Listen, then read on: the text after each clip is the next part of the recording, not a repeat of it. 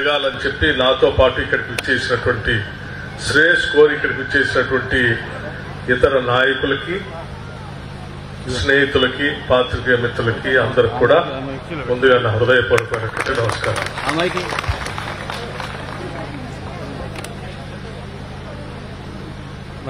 ప్రత్యేక రాష్ట్రం ఏర్పడిన తర్వాత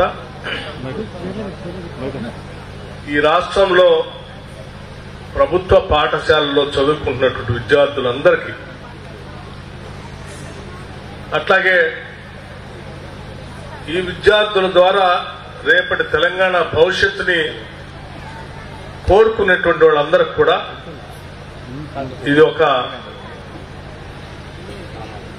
గుర్తించుకోదగినటువంటి చారిత్రాత్మకమైనటువంటి రోజు. ఎందుకంటే ఈ రాష్ట్ర వనరులే బలమైన వనరులు, మిగతా సహజ వనరులతో పాటు బలమైన వనరులు మానవ వనరులు. ఈ మానవ వనరులు ఎంత బాగా అభివృద్ధి చేసుకుంటే మన రాష్ట్రం అంత బాగా అభివృద్ధి చెందింది. మనం చిన్నప్పటి నుంచి చదువుకుంటూ వస్తా ఉన్నాం, నేటి బాలురే రేపటి పౌరులని. రేపటి తెలంగాణ భవిష్యత్తు మీ మీదనే ఆధారపడి ఉంది.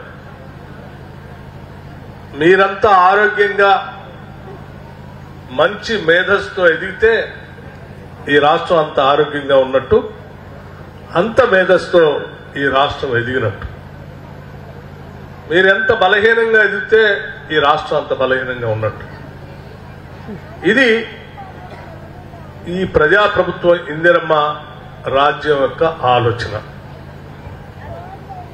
మీ అందరికీ తెలిసిందే, మీ అందరి ఆశీస్సులతో అధికారంలోకి వచ్చినటువంటి ఇందిరమ్మ రాజ్యం, ఈ ప్రభుత్వం ప్రజాప్రభుత్వం, ఈ ప్రభుత్వానికి నాయకత్వం వహిస్తున్నటువంటి రాష్ట్ర ముఖ్యమంత్రి వర్యులు రేవంత్ రెడ్డి గారు మరియు యావత్ మంత్రి మండలి మొత్తం, అంటే మంత్రులుగా ఉన్నటువంటి అందరం కలిసి కూర్చొని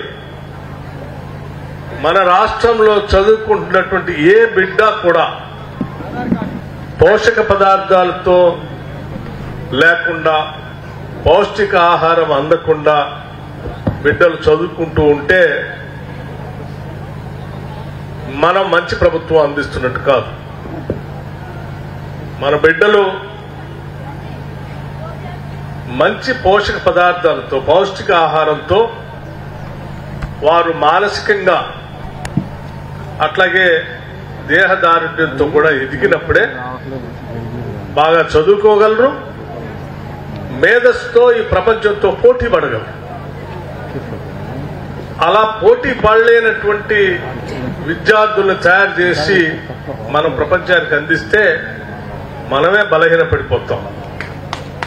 కాబట్టి మనం ప్రపంచంతో పోటీ పడేటువంటి పౌరుల్ని తయారు చేయాలి అనంటే చిన్నప్పటి నుంచే కేవలం విద్యాబుద్ధులు నేర్పించడమే కాదు, ఆ విద్యాబుద్ధులతో పాటు వారు మానసికంగా దేహదారుఢ్యంతో చక్కగా ఎదిగినప్పుడే ఇది సాధ్యం అవుతుందని బలంగా ఈ ముఖ్యమంత్రి, ఈ రాష్ట్ర మంత్రి మండలి అందరూ నమ్మి ఈ రాష్ట్ర ప్రభుత్వం పైన చాలా పెద్ద భారం పడుతున్నప్పటికీ, ఆర్థిక భారం పడుతున్నప్పటికీ కూడా ధైర్యం చేసి మీకోసం, ఈ బిడ్డల కోసం ఈరోజు డైట్ ఛార్జెస్ పెంచి కొత్త మెనూని ఈరోజు మీ అందరి సమక్షంలో పిల్లలతో, తల్లిదండ్రులతో, ఈ రాష్ట్ర ముఖ్యమంత్రి రేవంత్ రెడ్డి గారితో సహా నేను, ఈ మంత్రి మండలిలో ఉన్న సభ్యులందరూ, రాష్ట్రంలో ఉన్నటువంటి ఐఏఎస్ అధికారులందరూ, ఐపీఎస్ అధికారులందరూ కలిసి ప్రతి స్కూల్లో ఈరోజు పిల్లలతో కలిసి భోంచేస్తా ఉన్నాం.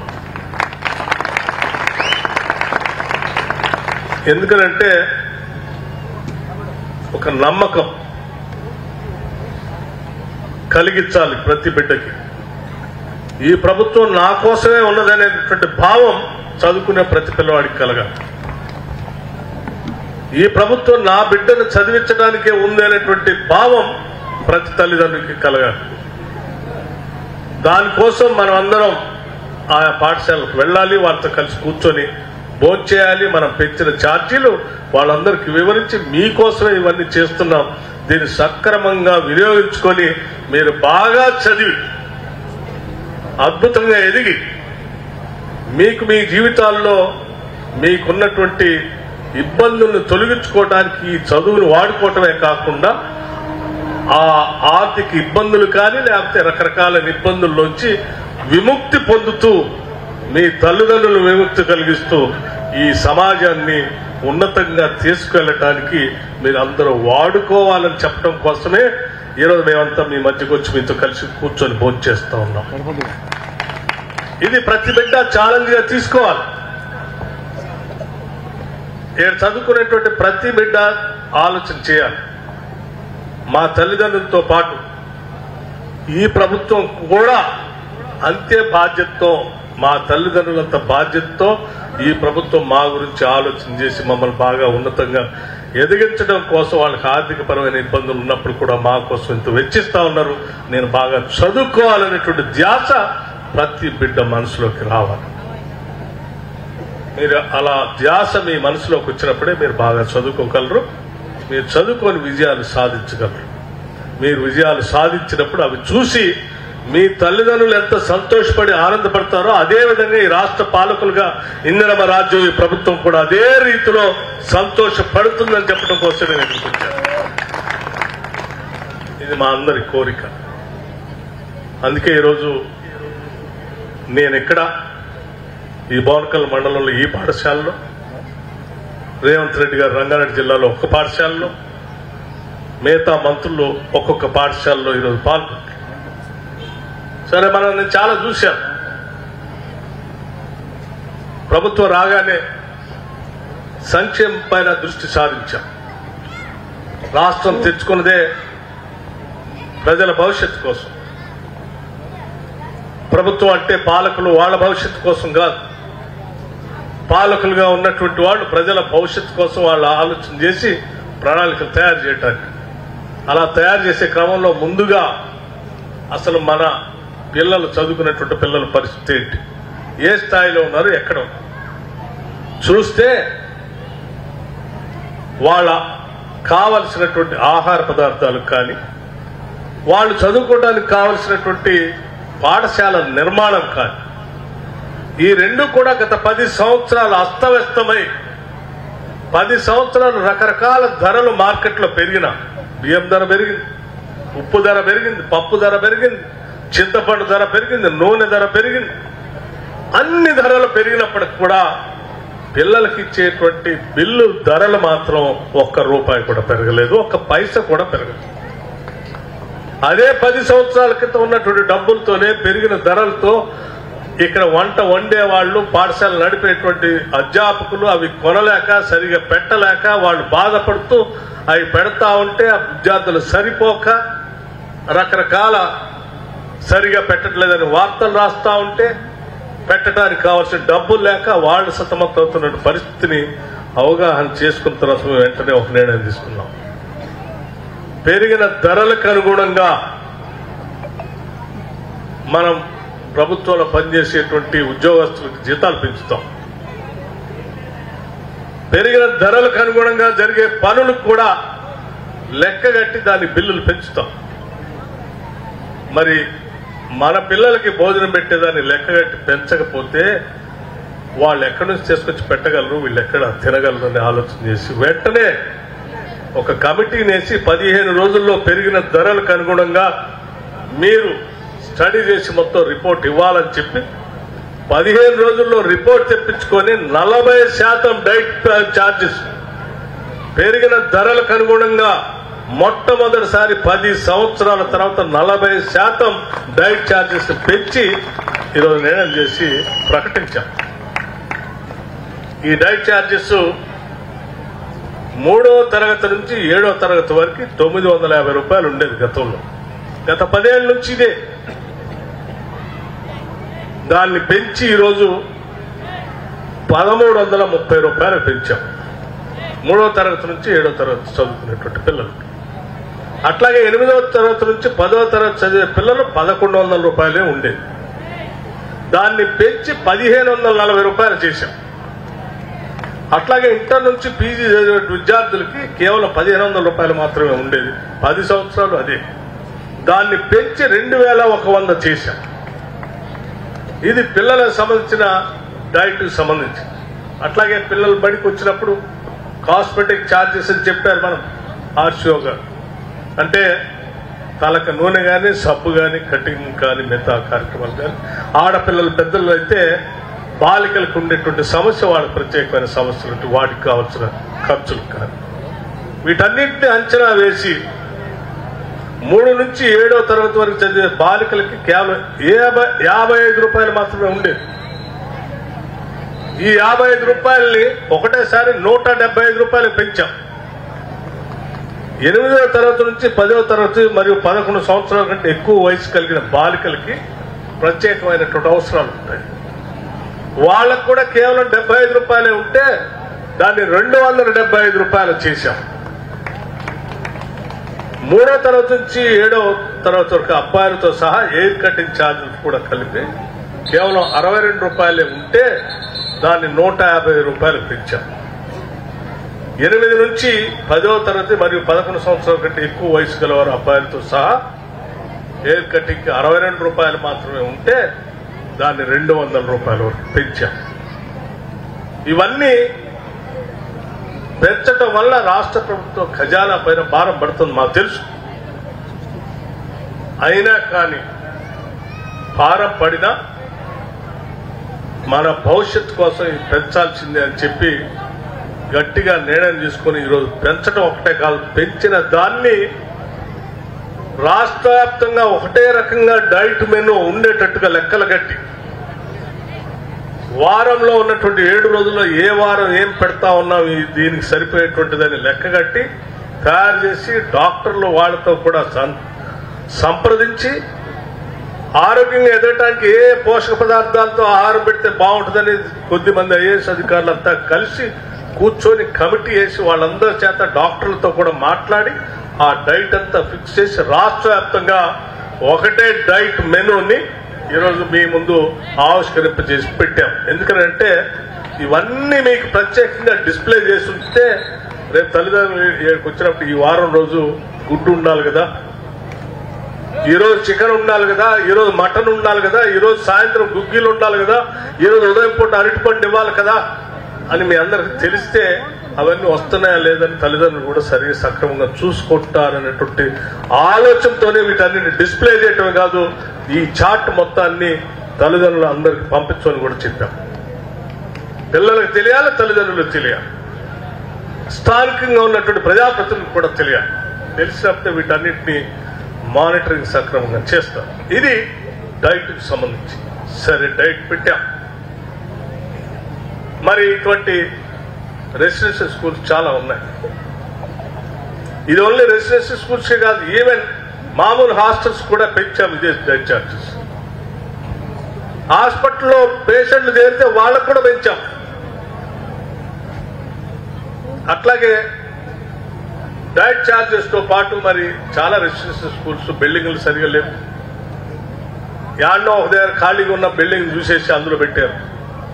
ఒకటే గదిలో పడుకుంటారు, ఒకటే గదిలో పాఠాలు చెప్తారు, ఒకటే గదిలో భోజనం పెడతారు. మంచం ఉండదు, సరిగా ఏమీ ఉండదు. వాటిని కూడా చూసాం. చూసిన తర్వాత ఒకటే ఆలోచన చేసి, అరే వీళ్ళ భవిష్యత్తు కోసమే కదా మనం అందరం పునాదులు వేయాల్సింది. నాయకులుగా అనుకున్నటువంటి వాళ్ళు భవిష్యత్తుకు పునాదులు ఈ రోజు వేస్తేనే ఈ రాష్ట్రం అభివృద్ధి చెంది భవిష్యత్ తరాలకి ఏమైనా నాయకత్వం అందించగలరు. వాళ్ళకే పునాదులు లేకపోతే మనం తెచ్చిందంతా ఉపయోగం లేదని ఆలోచన చేసి వీళ్ళందరి కోసం ఒక అద్భుతమైనటువంటి ప్రపంచంతో పోటీ పడేటువంటి young India international integrated residential schools కి మేమంతా ఒక ప్రణాళికాబద్ధంగా ప్రతి శాసనసభ నియోజకవర్గంలో కనీసం ఒకటి మొదటి సంవత్సరం స్టార్ట్ చేయాలని 5,000 కోట్ల రూపాయలతో ఈ సంవత్సరమే బిల్డింగులు కట్టే కార్యక్రమాన్ని చేపట్టారు.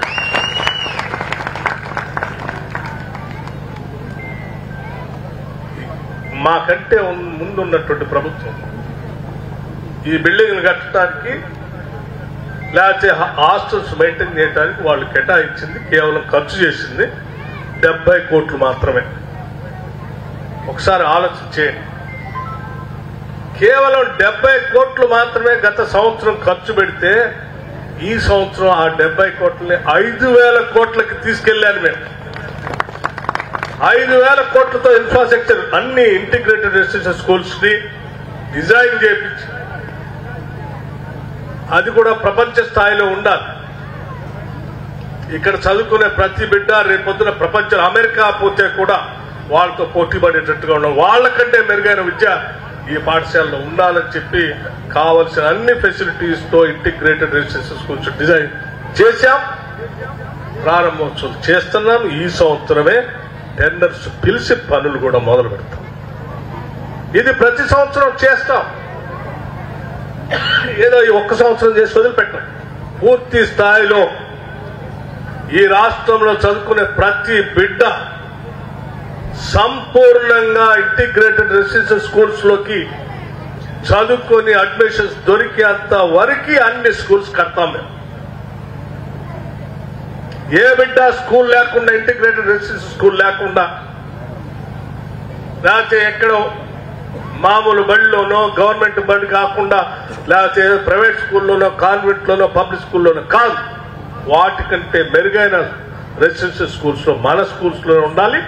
మన స్కూల్స్ లో చదువుకునే స్థాయిలో ప్రతి బిడ్డకి అవకాశం వచ్చేట్టుగా చేస్తాం. దాంట్లో SC, ST, BC, minority, OC అందరు విద్యార్థులు అందరూ. ఇది ఏ ఒక్కడి కోసం కాదు, ఈ రాష్ట్రంలో పుట్టిన ప్రతి బిడ్డ చదువుకోవాలి. ప్రతి బిడ్డకి మంచి వసతితో కూడినటువంటి రెసిడెన్షియల్ స్కూల్ అందించాలనేదే మా అందరి లక్ష్యం. దానికోసమే ఇదే భవన్కల్ మండలంలో లక్ష్మీపురం దగ్గర మనం ఇప్పటికే భూమి పూజ కార్యక్రమం చేసుకున్నాం. కొద్ది రోజుల్లో టెండర్ పిలుస్తా ఉన్నారు దానికి. ఇట్లా ప్రతి శాసనసభ నియోజకవర్గంలో చేస్తా ఉన్నాం.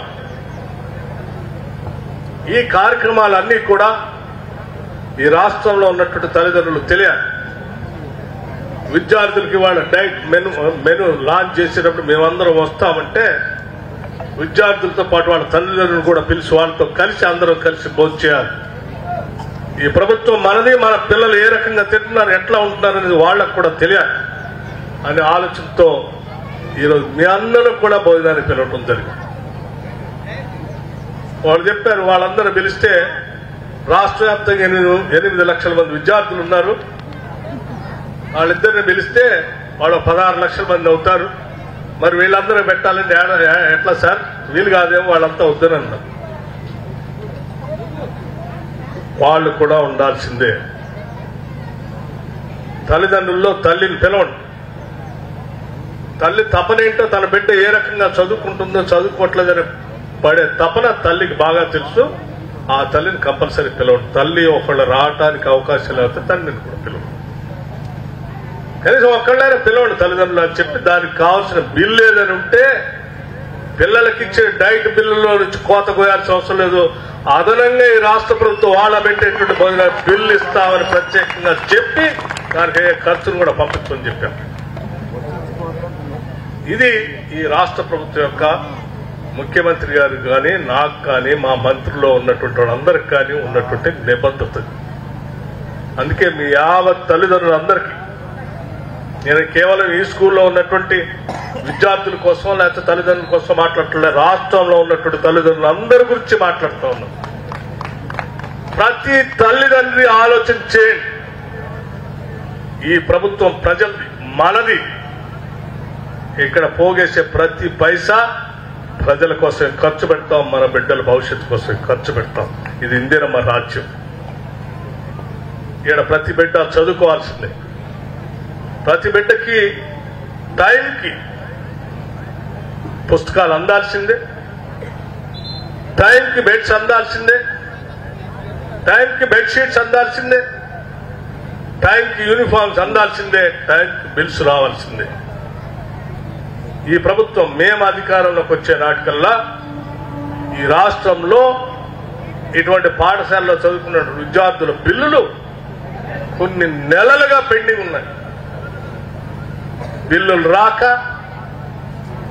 ఈ బిల్లులు రాకపోతే వీళ్ళు బిల్లు ఇవ్వకపోతే వీళ్ళ సప్లై చేసే వాళ్ళు సప్లై చేయలేక, మీకు భోజనం పెట్టకపోతే బాగోదు, ఏదో ఒకటి సప్లై చేయమనంటే ఆ సప్లై చేసేవాళ్ళు తాలో తడకో సప్లై చేయటం, అవి వండి పెట్టడం, అది సరిగా లేకపోవటం, దానివల్ల అనారోగ్యానికి గురి కావటం, ఇలా పెండింగ్ పెట్టినటువంటి బిల్లులన్నింటిని చూసి ఆలోచన చేసి వెంటనే అసలు రాష్ట్ర వ్యాప్తంగా ఉన్న బిల్లులన్నీ ఎన్ని ఉన్నాయో అన్ని చేశారని అన్ని క్లియర్ చేస్తామని మొత్తం బిల్లులన్నీ క్లియర్ చేశాం. వచ్చాయమ్మా, ఎక్కడా బిల్లు రూపాయి బిల్లు పెండింగ్ లేదు. డైట్ బిల్స్ అన్ని నిన్నటితో సహా క్లియర్ చేశాం. ప్రతి నెల బిల్లు మీకు టెన్షన్ గా వస్తుంది. ఇచ్చిన డబ్బు ప్రకారం సప్లై చేసేటువంటి పదార్థాలు, అది బియ్యం కానీ, పప్పు కానీ, ఉప్పు కానీ, కూరగాయలు కానీ నాణ్యతతో కూడుకునే ఉండాల్సిందే. పాలు కానీ ఎక్కడ నాణ్యత లోపించినా ఉపేక్షించడానికి మేము ఎవరో సిద్ధంగానో చాలా కఠినంగా చర్యలు ఉంటాయి. ఇది పేదలకి, చదువుకునే బిడ్డలకి వారి ఆరోగ్యాన్ని దృష్టిలో పెట్టుకుని మనం పెంచినటువంటి డబ్బులతో ఈరోజు పెడుతున్నటువంటి ఆహారం. ఈ ఆహారంలో ఎక్కడ కల్తీ ఉండటానికి వీల్లేదు, పరిశుభ్రత సంబంధించి కూడా ఎక్కడ తేడా రావడానికి వీల్లేదు. అందుకోసమే అధ్యాపకులందరికీ కూడా, రాష్ట్ర వ్యాప్తంగా ఉన్నటువంటి అధ్యాపకులందరికీ కూడా నేను ఒకటే విజ్ఞప్తి చేస్తూ ఉన్నా. ఇంటి దగ్గర తల్లిదండ్రులు, పాఠశాలలో మీరే తల్లిదండ్రులు. ఈ బిడ్డలకి ఇంట్లో తల్లిదండ్రులు ఎంత జాగ్రత్తగా తన బిడ్డ గురించి తప్పిస్తారో ఇక్కడ చదువుకునే పిల్లలందరికీ మీరే తల్లిదండ్రులు. అంతే తపనతో ఆ బిడ్డల ఆరోగ్యం గురించి మీరు చూసుకోవాలి. మీ పాఠశాలలో మీ సారథ్యంలో చదువుకున్నటువంటి బిడ్డ భవిష్యత్తులో అతను ఎంత ఉన్నత స్థానానికి పోయినా నన్ను గుర్తుపెట్టుకునేది ఇంట్లో తల్లిదండ్రులు, తర్వాత విద్యాబుద్ధులు నేర్పిన మిమ్మల్నే, అధ్యాపకులనే గుర్తుపెట్టుకుంటారు. మీరు బాగా చెప్తే పూజిస్తారు, బాగా చెప్పకపోతే జీవితం మొత్తం గుర్తుపెట్టుకొని బాధపడుతూ ఉంటారు. నాకు తెలిసి ఈ రాష్ట్రంలో ఉన్నటువంటి ఇటువంటి పాఠశాలలో విద్యాబుద్ధులు నేర్పేటువంటి అధ్యాపకులంతా కూడా పూజింపబడాలని నేను బలంగా కోరుకుంటున్నాను. మీరంతా గౌరవింపబడాలి, పూజింపబడాలి. అదే మన సంస్కృతి కూడా. అందుకే మీ అందరికి కూడా నేను విజ్ఞప్తి చేస్తా ఉన్నాను. మీకు భగవంతుడు ఇచ్చినటువంటి వరం, ఒక విద్యాబుద్ధులు నేర్పేటువంటి తల్లిదండ్రులుగా ఇన్ని వేల మందికి పాఠాలు చెప్పే పాఠశాలలో మీరు అధ్యాపకులుగా రావటం, తల్లిదండ్రులుగా వాళ్ళకి 2 బిడ్డలో 3 బిడ్డలకు చదువు చెప్పించి భవిష్యత్తును ఏర్పాటు చేసే అవకాశం ఉంటుంది. మీకు మాత్రం కొన్ని వందల వేల మంది బిడ్డల్ని భవిష్యత్తు అందించేటువంటి అవకాశం భగవంతుడు మీకు ఇచ్చాడు. దీన్ని సక్రమంగా సద్వినియోగం చేసుకొని వాళ్ళందరినీ తయారు చేయవలసిందిగా నేను మీ అందరికీ నేను వినమ్రతతో కూడినటువంటి విజ్ఞప్తి చేస్తా ఉన్నాను. ఎక్కడ పొరపాటున తేడా వచ్చినా ఈ ప్రభుత్వం మాత్రం నిరంతరం ఈ రెసిడెన్షియల్ స్కూల్స్ పైన, హాస్టల్స్ పైన నిరంతరం పర్యవేక్షణ చేస్తూ ఉంటాం. ఏ ఒక్క సంఘటన కూడా, పొరపాట్లు కూడా ఉపేక్షించం. ఇదేదో కేవలం మాటలు చెప్పడం కోసం మేము మొదలుపెట్టినటువంటి కార్యక్రమం కాదు. నేను ఇవన్నీ చూశాను చాలా సందర్భాలు.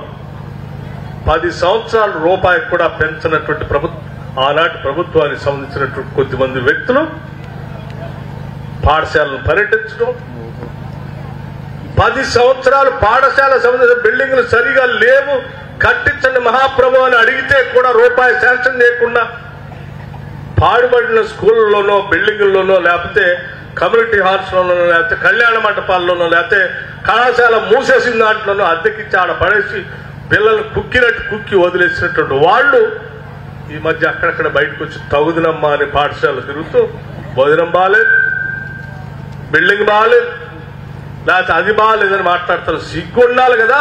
అవన్నీ జరగడానికి మీరే కదా కారణం. 10 ఏళ్ళు మీరు సరిగా అద్భుతమైన పాఠశాల మేము మొదలుపెట్టినట్టు కట్టి ఉంచినట్టయితే ఈరోజు ఆ పరిస్థితి ఉండేది కాదు కదా.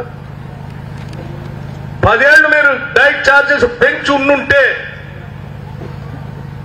ఈరోజు ఈ ఇబ్బంది ఉండేది కాదు కదా.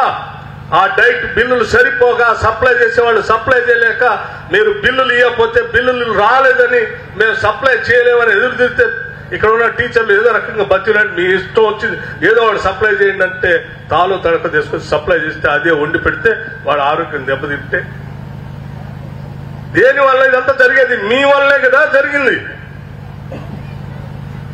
10 సంవత్సరాలు మీకు కనపడలేదు. మీరు చేసిన తప్పిదాల వల్ల ఈ మధ్యకాలం బిడ్డలు చాలా మంది బాధపడ్డారు. అలా బాధపడకూడదనే మేము నిర్ణయం తీసుకొని ముందుకు పోతా ఉన్నాం. మీలాగా డ్రామాలు చేయాలనే ఆలోచన మాకు లేదు.